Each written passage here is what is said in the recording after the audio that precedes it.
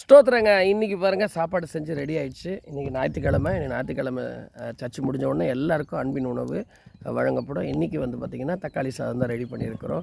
அது மாத்திரம் இல்லை, நான் தொடர்ந்து நாங்கள் சொல்லிக்கிட்டு இருக்கிறது அதே ஒன்று மாத்திரம்தான்.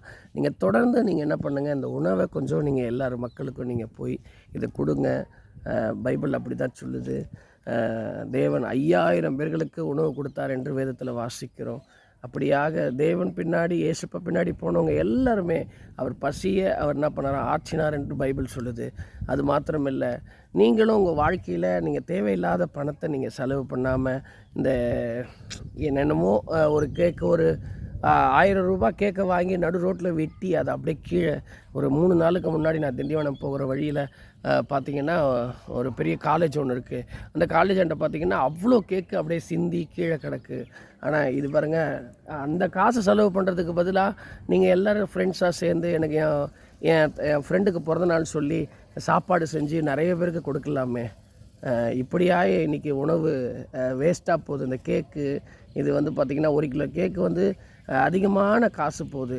ஆனால் அந்த 500 ரூபா வச்சு 20 ரூபா 25 ரூபா ஒரு பார்சல் சாப்பாடு அதை வாங்கி நிறைய பேருக்கு கொடுக்கலாமே. நீங்களும் அப்படி செய்வீங்க நான் விசுவாசிக்கிறேன். நீங்கள் செய்யுங்க. கர்த்தர் உங்கள் குடும்பங்களை கர்த்தர் ஆசீர்வதிப்பார். பைபிள் சொல்லுது, ஏழைக்கு இறங்குறவன் கர்த்தருக்கு கடன் கொடுக்குறான் என்று பைபிள் சொல்லுது. அந்த வசனத்தின்படியாக நீங்கள் தொடர்ந்து இப்படிப்பட்டதான உங்கள் திருமண காரியங்கள், பிறந்தநாள் காரியங்கள், எந்த ஒரு சந்தோஷமான நாளாக இருந்தாலும் நீங்கள் தொடர்ந்து இது மாதிரி உணவை எல்லாருக்கும் நீங்கள் பரிமாறுங்க. கர்த்தர் உங்கள் குடும்பங்களை ஆசீர்வதிப்பார். நீங்கள் அவங்க சாப்பிட்டதுக்கப்புறமா அவங்க சொல்கிற அந்த வார்த்தையை மாத்திரம் கேட்டுட்டு போங்க. நீங்கள் நல்லா இருப்பீங்கன்னு சொல்லுவாங்க. அந்த வார்த்தை நிச்சயமாக உங்களை ஆசீர்வதிக்கும். சரிங்களா? அப்படி தான் கர்த்தர் உங்களை நடத்துவார் நான் விசுவாசிக்கிறேன்.